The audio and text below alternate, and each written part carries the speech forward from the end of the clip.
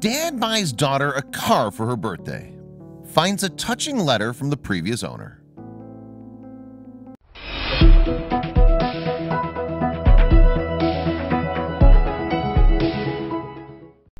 Any proud father will know how awesome it can be to give your child their first car. For Kevin Duke, giving his 16-year-old daughter Jada her first car on her birthday was an important step in their relationship and her development as a teenager. After careful consideration, Kevin decided on a Ford Fusion for his daughter. However, upon purchasing the car, he found a hidden letter in the glove box that immediately made him regret buying the car. But why? Kevin spent a lot of time deciding on which car and model to purchase. As someone who acted responsibly, he wanted to ensure that he was making the correct decision when he bought the car. He made sure that he checked every nook and cranny of the car in a rigorous inspection before making his decision. After putting it through many a test, everything went smoothly. Kevin felt he'd made the correct decision purchasing the Ford, until he found the hidden note. Believing that he'd inspected every little corner of the car, Kevin was surprised to find that he'd missed a tiny compartment in the glove box. Well, yesterday I'm in it tinkering around and I opened the storage compartment on top of the dash, which I've opened a half a dozen times already, he said. This time I notice a rubber mat in the bottom of it, and for whatever reason I pull it out. The letter had been hidden there for a reason. Kevin was surprised by the fact that he'd missed the envelope in the first place.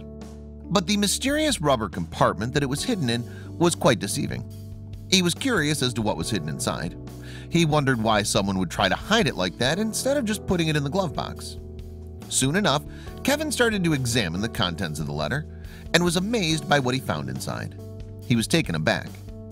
It turned out that the letter was specifically addressed to the new owner of the car, whoever that would have been. While Kevin had bought the car for his daughter, he decided to read the letter first, as it was still technically under his name. He was anxious as he slowly opened the letter. On the front it read, "Important info inside." Kevin was a little apprehensive but was encouraged by his curiosity. As Kevin started to read the words on the letter, he began to realize that they were indeed pretty serious ones. He was a little nervous at first but carried on reading anyway. The first few words read, "This car holds a lot of special memories for me." He read, "My home and everything in it is gone. This car is all that I had left to touch." Kevin began to realize that this car must have had a dark past indeed. Soon, Kevin realized that the letter had been written by the previous owner's daughter. He then realized that the owner had passed away shortly before the daughter decided to sell the car. "To the person that gets this car," the person wrote, "I just wanted to let you know what a special vehicle you've bought. This car belonged to my mom. She passed away." Kevin realized that they had obviously made a lot of memories in the car together. As Kevin carried on reading the letter, he realized that this was more than a car for the writer. It was a vessel for memories. She described how things like crayons and chicken nuggets might still be found in the seats. "My family filled this car with lots of love and other sticky things," she wrote. "We took road trips, blared the 80s and country music, and rolled the windows down. I've changed more diapers in the back seat than I can count." Then things got darker. The next part of the letter described the raw tragedy that had been connected with the car. As a result, Kevin would never look at this car the same way again. "The last time my mom drove this car was the day she left us," the person wrote. "Her and my daughter went out shopping and got their hair cut."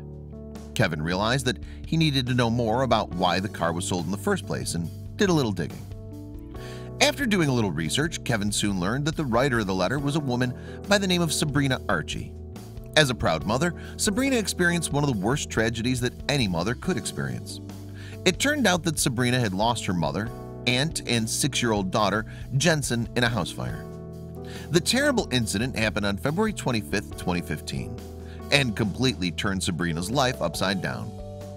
However, things would get worse still for the grieving mother. Not only had Sabrina lost so much in that fire, but she would also have a lot to deal with shortly afterward. Despite having to deal with the stress and heartbreak that comes with such a dramatic loss, Sabrina also ran into serious financial difficulty. Having to pay for 3 funerals, Sabrina found that she didn't have the cash. She was forced to sell her mother's car to cover the expenses. She was sad that she'd lost this last link to her mother and daughter. While the car had 1 or 2 minor bumps on it, the truth was Sabrina had viewed it as so much more than just a car. "I know it's just a car to you, but to me it's so much more," she wrote. So now that it's yours, please remember it isn't just a car. It's a memory. This car with all its quirks is the last piece of my family. Be nice to it. Like so many car owners, Sabrina had also decided to give the car a name. According to the letter, the name of the car was Sylvia. The very first day Mom got this car, we all rode around and Dr. Hook's Sylvia's mother came on the radio, she wrote. The name kind of stuck when my daughter said that's what we should name the car. So please don't change your name. But it seemed as though music would be an important part of this car's history. Sabrina seemed to want whoever inherited the car to enjoy it in a similar way that she did. Having been a huge fan of country music and rock and roll, she even recommended a few songs to listen to in the car. Played a country song. Big Green Tractor was my daughter's favorite song ever, or some Leonard Skinner, Freebird, she wrote. That song meant so much to us that I played it at their funerals. However, it was clear that Sabrina ultimately wanted whoever was driving the car to enjoy it as much as she did. At first, Kevin felt a little guilty for having bought the car, but it became apparent that Sabrina wished him only the best of luck. I'm not mad at you. I hope this car is the best car you've ever owned, she wrote. Hope it runs for 100 more years. I hope the back seat is filled with kids and toys and random things. It was clear that the car had clearly meant a lot to Sabrina. She added that in an ideal world, she'd most likely want to buy it back again. If you ever want to sell, Sylvia, please try to find me, she wrote. I just paid for 3 funerals. I can't afford to buy it right now, but hopefully I'll be in a better financial situation if you decide later that she's just not right for you anymore. Naturally, Kevin was a little taken aback. After reading the letter, Kevin was in a state of shock. Sabrina's message was unforgettable. There was no way that he could simply put it down and carry on as though he'd never read the message in the first place. Kevin felt a strange sense of guilt about buying the car. He knew that it must have meant a lot more to Sabrina than it did to him. He wanted to reunite Sabrina with it, but had just given it to his daughter, so it was a complicated situation. As you can imagine, receiving a car for your 16th birthday and then having it taken away would be quite a disappointing experience. However, Jada surprisingly agreed with her father. She too had read the letter and was deeply moved by Sabrina's story. She realized just how much this car must have meant to her and knew that giving it back to her would be the right thing to do. Kevin decided to share the letter online and track Sabrina down. After making the tragic discovery, Kevin decided to share the story and an image of the letter on Facebook. He also expressed his desire to track down the writer and try his best to reunite her with the car. After sharing the letter and his story on the Facebook group Love What Matters, the post quickly picked up a lot of attention. In no time, it had over 19,000 reactions and thousands of shares. Sabrina's letter had become a viral sensation. One woman who saw the letter online was Tammy Warrington, who was heartbroken by the story and decided that just sharing it on her wall wasn't enough. She was inspired by the letter and decided to take some action. She wanted to help Kevin find Sabrina and decided to try her hand at locating her herself. She did some research on the fire and where it might have taken place before getting back in touch with Kevin and his daughter. Amazingly though, by the time that Tammy had gotten in touch with Kevin, he realized that he had already made contact with Sabrina himself. The trio decided to join forces and realized that they would need roughly $12,000 to replace the car and pay the taxes in order to return it to Sabrina. This would also help take care of some of her other financial issues.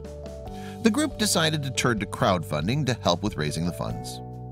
While neither of them had ever expected as much of a reaction as this, the truth was that the public had been really inspired by Sabrina's story.